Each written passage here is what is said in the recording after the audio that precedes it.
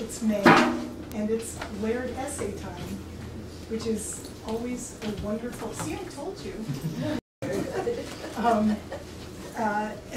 It's just a wonderful, warm time of the year. And today we are here to hear the presentation of the 17th Laird Essay Award winner. But first, May is one of my favorite times as director of CREASE, because not only is the semester over, but I get to celebrate Betty Laird one more time, which Betty has been one of the very best friends CREASE has ever had, plus she's a good friend and loyal supporter. Betty's husband, Roy D. Laird, was one of the kind of founding parents, let's not be sexist, right, of CREASE. He was a professor in political science for years and years. But I want to talk some more. Every year I like to add a little bit more to what I know about Betty, because Betty is a totally amazing person and a woman of many, many gifts. She's a Kansas historian, I just realized, with a number of books to her name. She's an actor of both stage and screen. In 2007, she played the part of Ethel Thayer in On Golden Pond with the Lawrence Community Theater, and she's one of the founding parents, probably, of Lawrence Community Theater. Not really. But you're a big supporter, anyway. You're very active with it. Yes. In the last 4 years, she's appeared in 4 films, including The Battle for Bunker Hill in 2008, which isn't about Boston, it's about Kansas, and sort of. And she in general, for me, somebody who's in the middle to upper reaches of life, she's a total inspiration. She does so many things.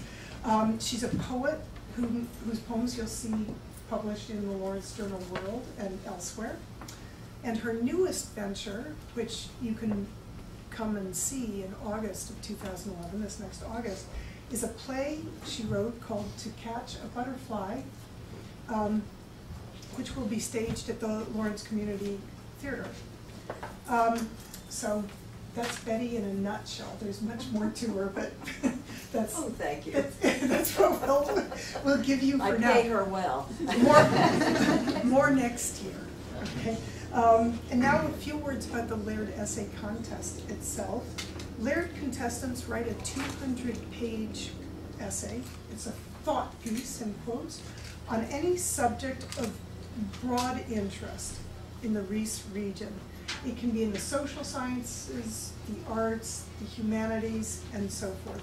And thanks to Betty's generosity, the Laird Essay Contest is one of the best paid essays contests on campus.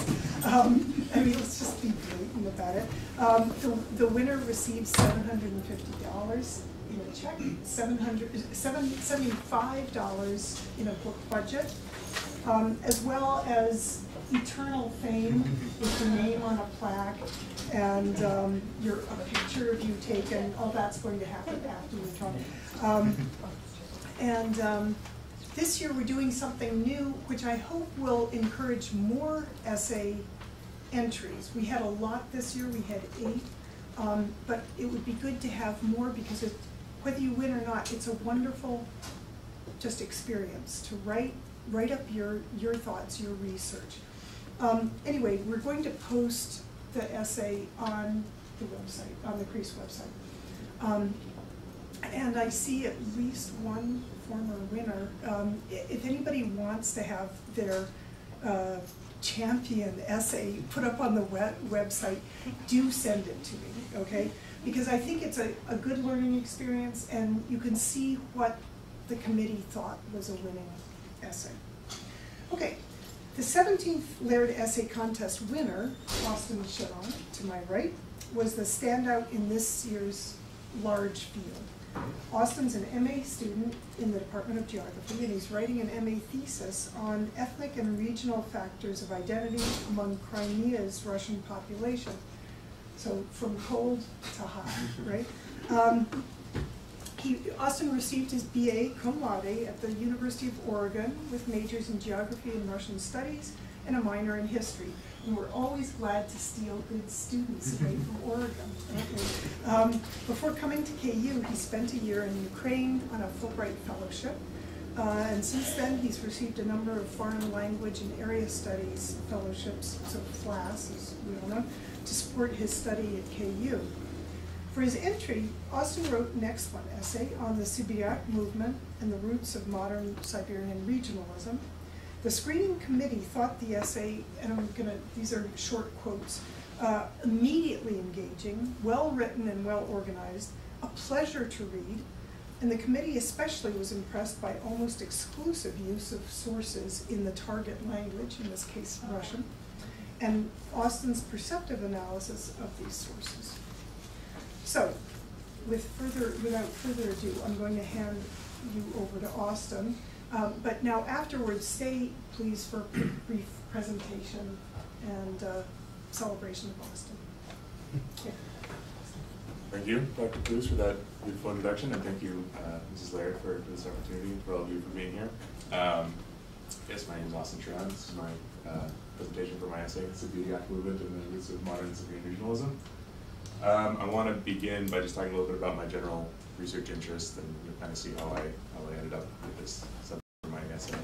I'm interested in how ethnicity and territory help in identity formation in regions of the former Soviet Union.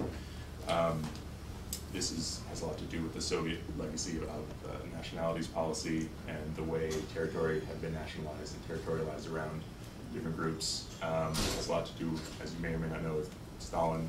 He was personally responsible for many of these borders as the Commissar of Nationalities before he was the General Secretary, and many of these borders were drawn to either to divide and conquer various ethnic groups that separate them into different territories, or to combine groups into two territories so they don't get along so well, or to basically create national identities out of nothing in some cases. So I'm kind of interested in the legacy of that in the modern post-Soviet space and how identity formation is an ongoing process there. Specifically, my focus is on Crimea, as Dr. Cruz had mentioned. I spent a year there on my Fulbright looking at identity there. The real brief background on what's going on in Crimea is a peninsula. It's an autonomous republic too in southern Ukraine. It's the only region in Ukraine that has an ethnic Russian majority, and thus Russian nationalism is quite strong there. There's a persistent sense that they're feeling among the Russian population that they don't belong in Ukraine, they never should have been transferred. I won't give you all the backstory with that, but they still feel like they belong to Russia, not Ukraine. Yet there's a very strong attachment to Crimea itself, and to a sense that people there are first and foremost Crimean. That's how they identify. There's been a few different surveys that have shown that identifies Crimean more than anything else. And so I kind of looked at with my research, my master's thesis, about how these two senses of identity, for the Russian population there, the Russianness and the Crimeanness kind of come together to make a hybrid identity. And along with that, I'm going to be heading back to Ukraine actually just over a week. We're doing field work over the summer, which will involve a survey on identity, and then we'll include a cognitive mapping exercise. Taking a few examples here from a pilot study I've done, asking people to draw their homeland. And this is just a couple of examples. This is kind of what I imagine a lot of people are going to be doing, is drawing Crimea as their homeland exclusively. So, beyond that, I kind of got interested in this idea of Siberian identity in line with my interest in identity formation in the former post-Soviet place in general. Primarily I found out about this through some websites, most importantly this one, Window on Eurasia. I don't know if anyone's familiar with it. It's a fantastic blog that this scholar Paul Goebel takes Russian language media news stories on topics relating to national issues, ethnic issues, religious issues, and social issues in Russia and the former Soviet Union and the countries of the former Soviet Union, and kind of reprocesses them, translates some key parts, and gives a little analysis, and puts it on his blog for English language readers. I think it's a fantastic source to look into it. So I'm a frequent visitor to the blog, and I started seeing stories about this emerging movement in Siberia where people are identifying as Siberian, not Russian or not, so whatever other ethnic background they might have, but identifying with Siberia first and foremost. This is just a screenshot from one of the early ones I noticed. And so this kind of had me intrigued. It's something I've been thinking about, perhaps make a good PhD, a good dissertation topic down the road. So I saw this essay as a good opportunity to kind of look into it and get a sense for what's going on and see if it might be something I'd be interested in pursuing further later on.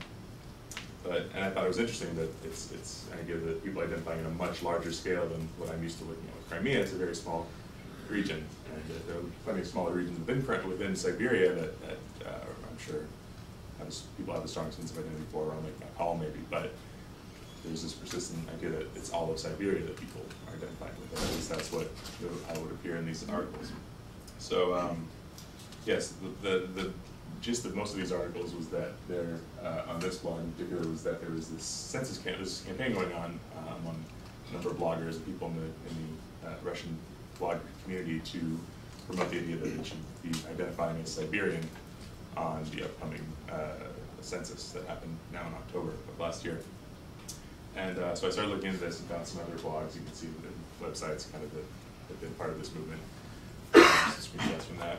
So a little more about this campaign. You see this banner up top. Says "I am Siberian." Yes, Sibiriak. This is a kind of a capture from the questionnaire that's used by the census takers to collect their data. This is the question asking about what is your national identity. So this is the banner that appeared on a lot of websites that said, "I am Siberian," kind of promoting this idea and encouraging others to do this when the census taker comes around to take their information.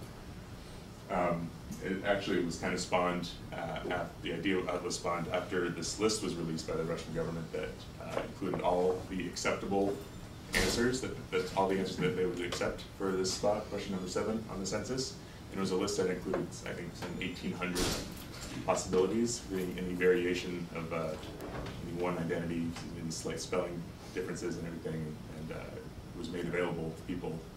And so this kind of got out, and people who had kind of been developing the sense of Siberian identity saw that Sibiriak was an option there, and they kind of ran with this idea that we should really make a statement here, we should really use this and make our voices heard.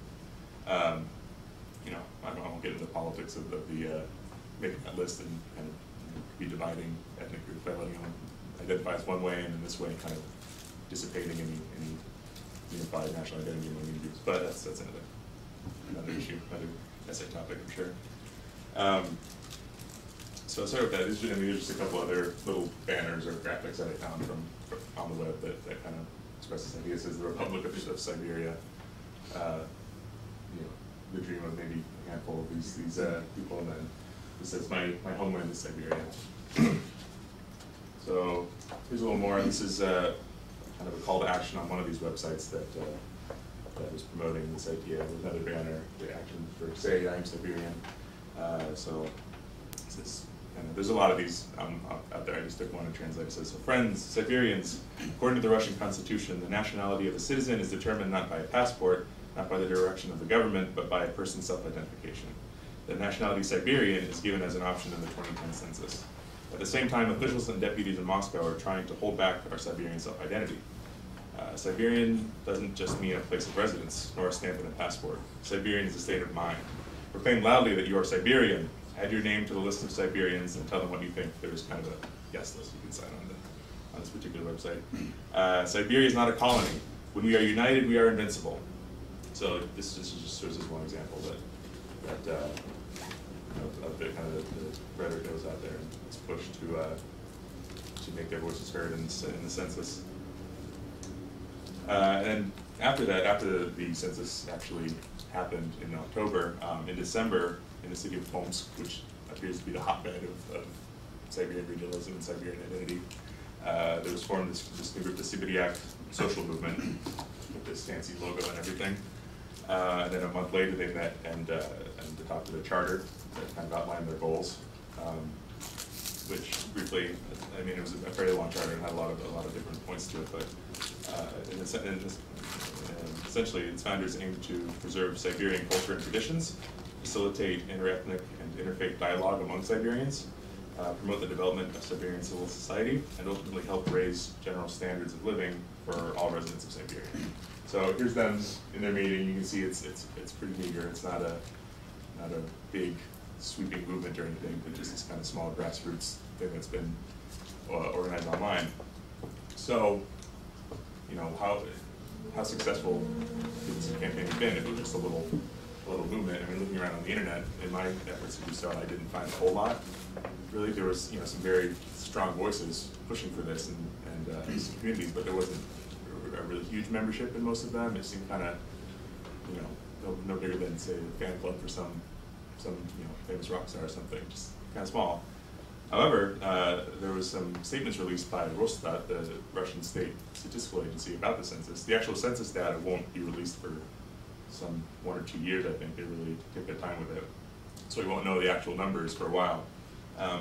But statements from the Russian state statistical agency, Rosstat, indicate that an impressive number of census respondents have given Sibiriak as their nationality, and that these responses do not represent a statistical error or humorous joke, but rather that Siberian identity appears to be a medical fact.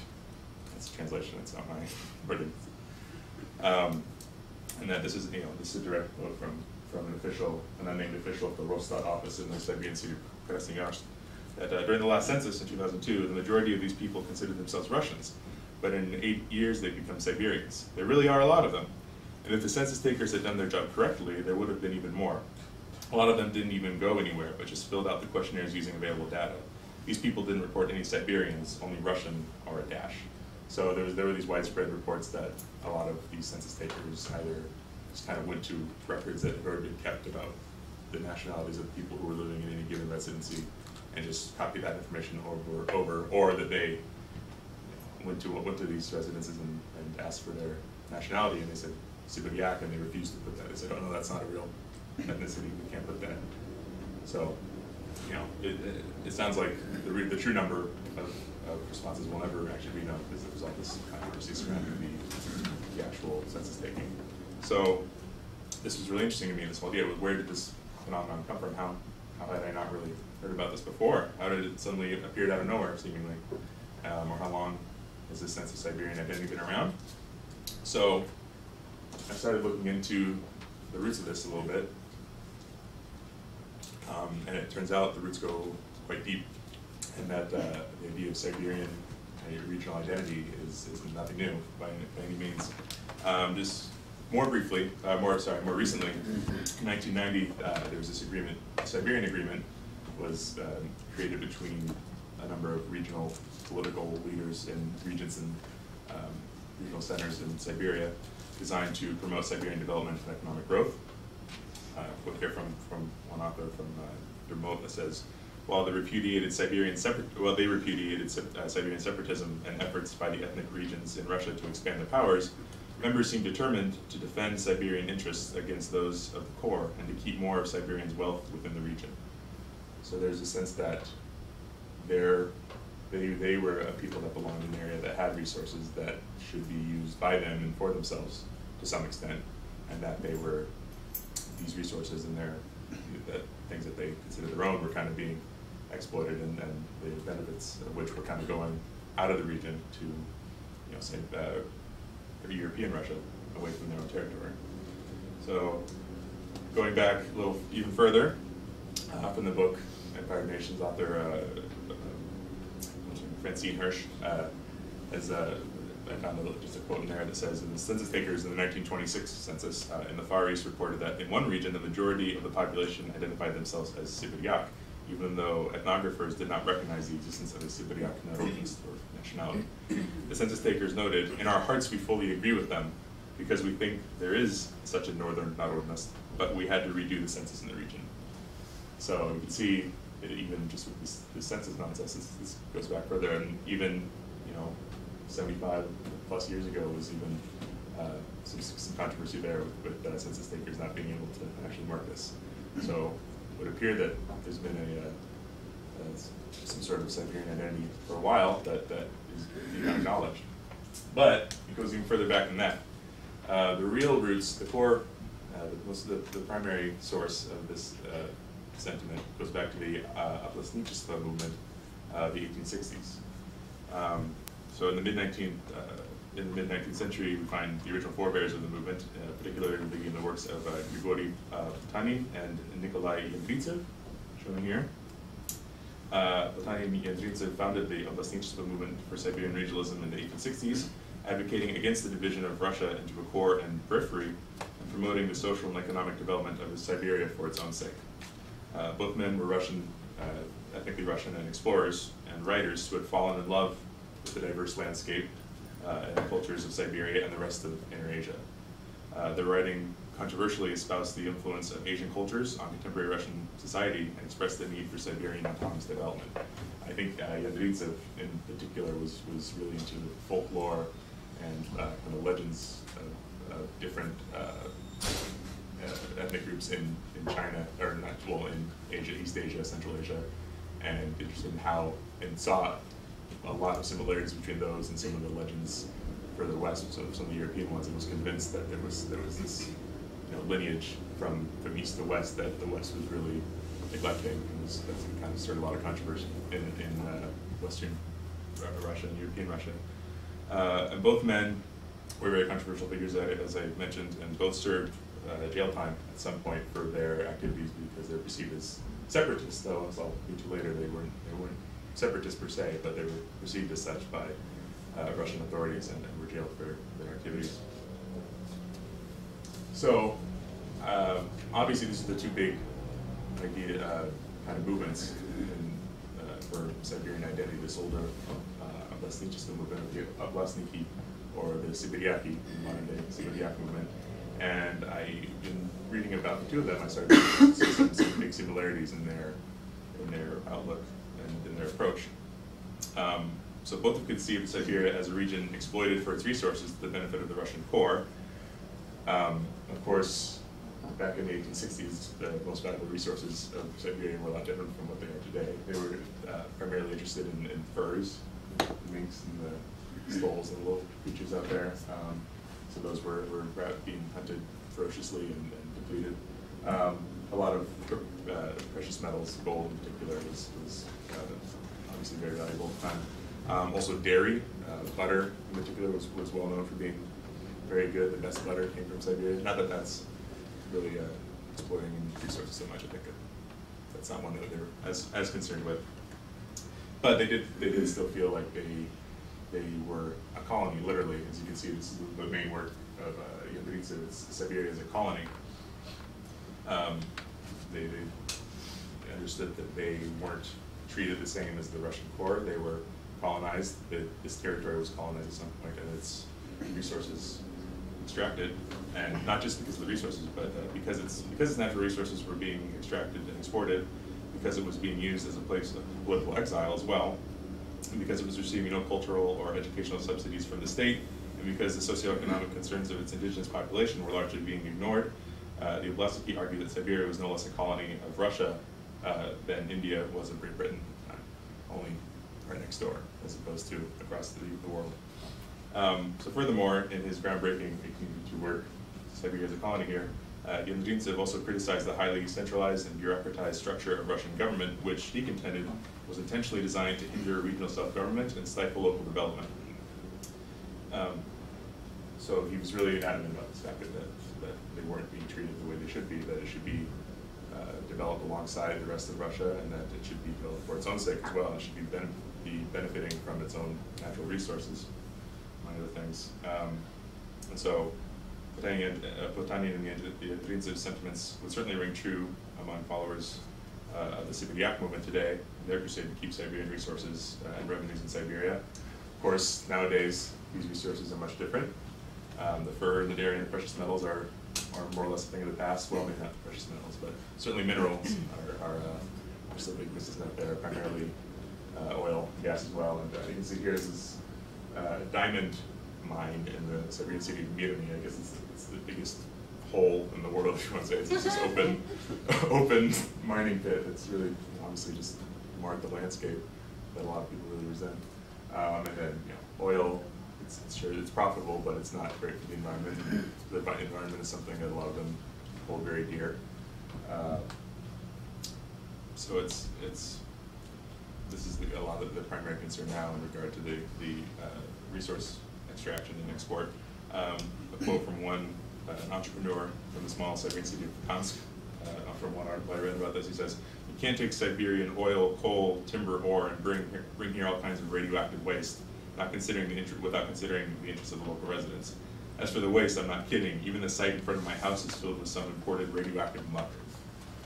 So there's some not only are they taking away the valuable things, they're leaving or even importing, as you said, it's coming from somewhere else and being deposited in Siberia. So they really feel like they're getting a shaft here from the Russian core. Another key issue for both the Oblastniki and Sibiriaki is their reverence for diversity and commitment to indigenous rights and broad inclusivity of all peoples of Siberia. One author, Alishina, wrote an article on this, remarked that the roots of the Oblastnichество ideal was the world's wealth lay in multiculturalism. Multiculturalism should be the guide by which the world is structured. Potanin and Yendrintsev themselves were captivated by the indigenous cultures of Siberia, as I mentioned, and argued that the complex cultural differences regarding spirituality, social organization, economic activity, and senses of property between each ethnic community must be taken into consideration when forming social and political policy in Siberia. They also understood that Siberians of European descent hardly represented a homogeneous group either. Themselves, the region was not settled just by Russians, but also by Ukrainians, Belarusians, people of various Baltic ethnicities, Tatars, and other groups from the European part of Russia. So the Oblastniki also recognized Siberia's rich religious diversity, with the significant communities of Muslims, Buddhists, shamanists, Jews, and followers of various Orthodox sects such as the Old Believers.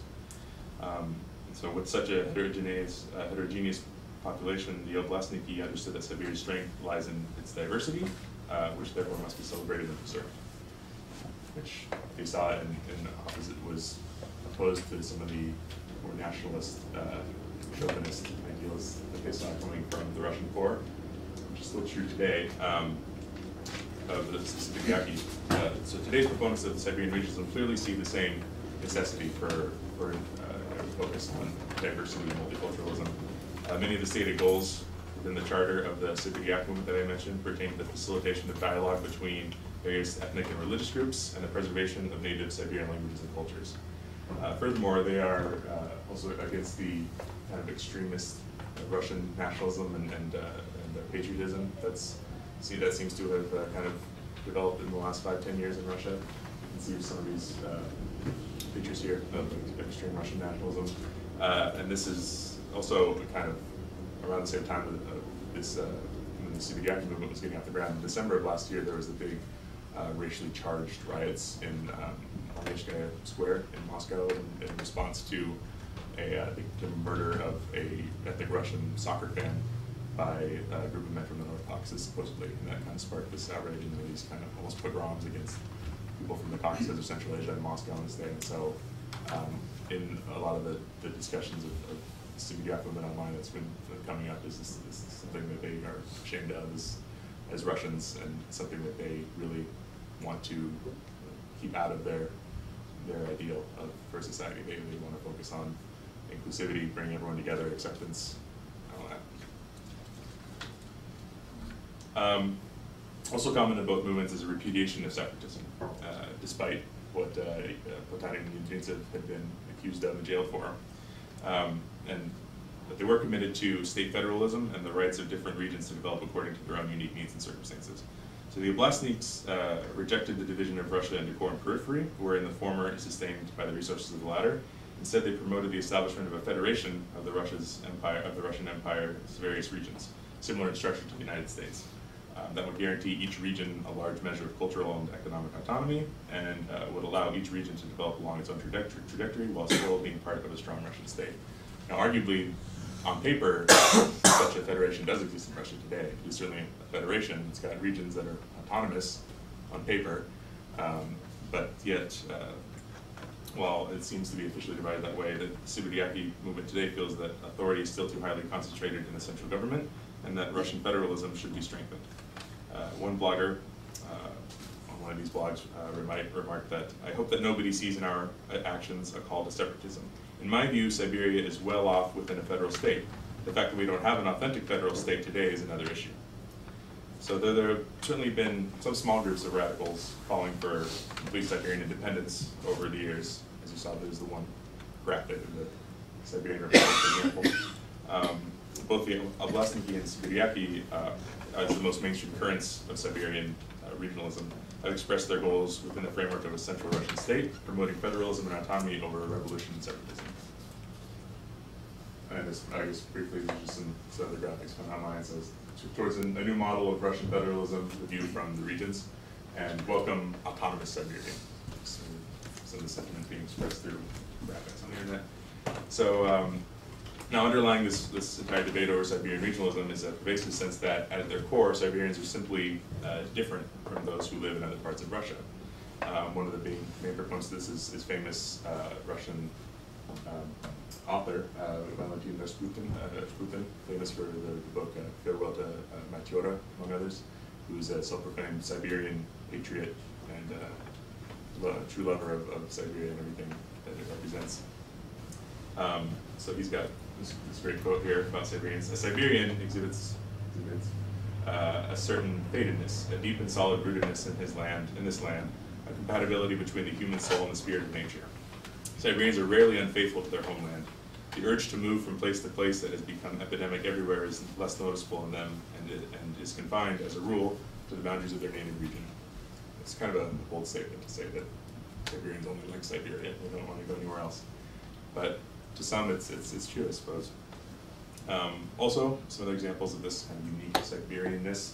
Upon their banishment to Siberia, the participants of the 1825 Decembrist revolt found that the Siberian peasants found them to be freer, cleverer, better educated, more humane, and more egalitarian than other Russian peasants. In Benitev's book, Siberia as a Colony, he essentially contends that Russian or Slavic Siberians are a different ethnicity than non-Siberian Slavs in European Russia. He explains that through interbreeding with native tribes, the Siberian Russian population apparently tends to constitute some sort of unique regional nationality, which is not equally attributable to its two parent races, the Slavic Russian or the Asian non-Russian. Author Victor Mote also further describes Yendritsev's perceptions of Siberians, stating that in Yendritsev's view, Siberians were liberty-loving individuals who could barely remember their Russian past, and most of them regarded European Russians as contemptible foreigners. So this is kind of these older ideas about Siberian distinctiveness, but also the sense of Siberian distinct character is certainly a driving force behind the modern Sibiriak movement, modern Siberian regionalism. It's a great quote from one blogger from one of these websites. He says, a Siberian is easier to define than a Russian, because he comments that, I feel like a Siberian. I've traveled around Russia many times and I understand that we are different. It's hard to explain, but it's true. In general, I think that we don't know what exactly is a Russian. During the Soviet times, we lost our Russian culture and became Soviet people. Now Russian is somehow an abstraction. Siberian is more concrete. So I find this a pretty interesting idea that what is Russian is vague, but what is Siberian is very clear cut to some of these people. So I mentioned that it was from the looks of things online, it was a pretty meager movement, but that there were these statements that maybe it really was something meaningful and something that could affect change. And just a couple weeks after I wrote and submitted the essay, I saw another article on that blog, Live on Eurasia, that seemed to indicate that they might actually have won some small battle in this little war they're waging.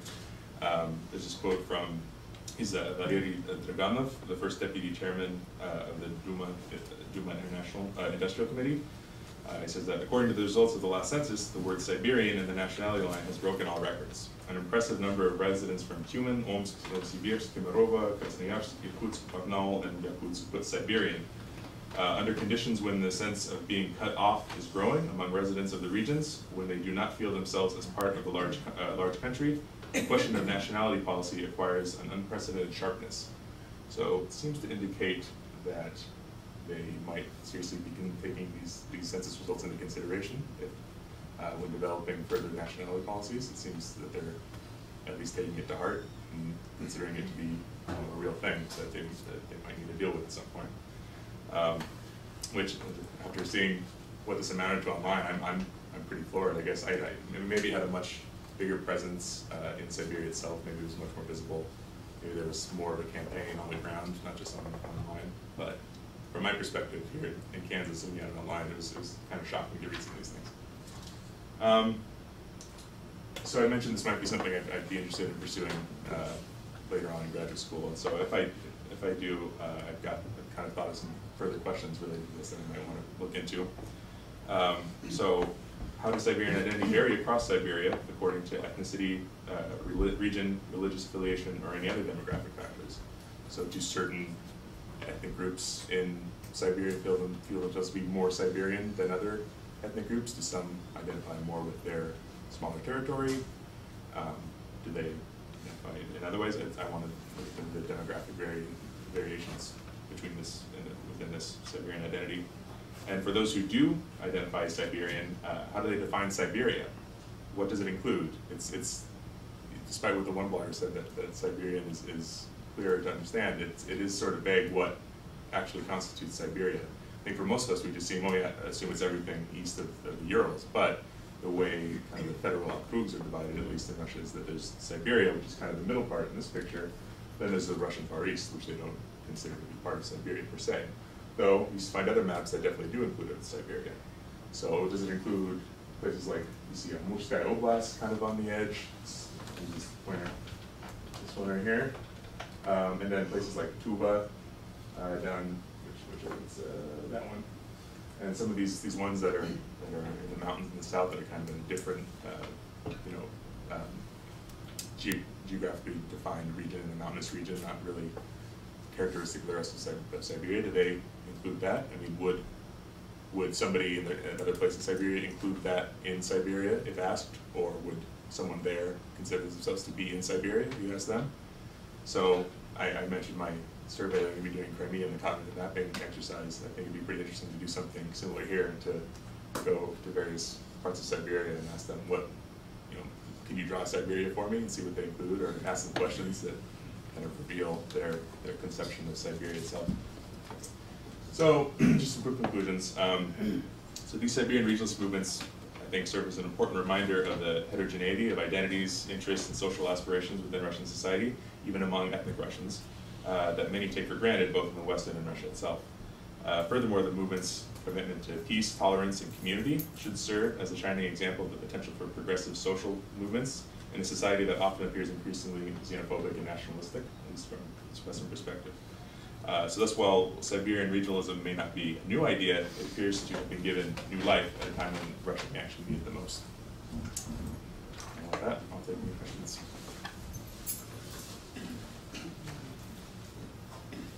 Yes? I would have two questions.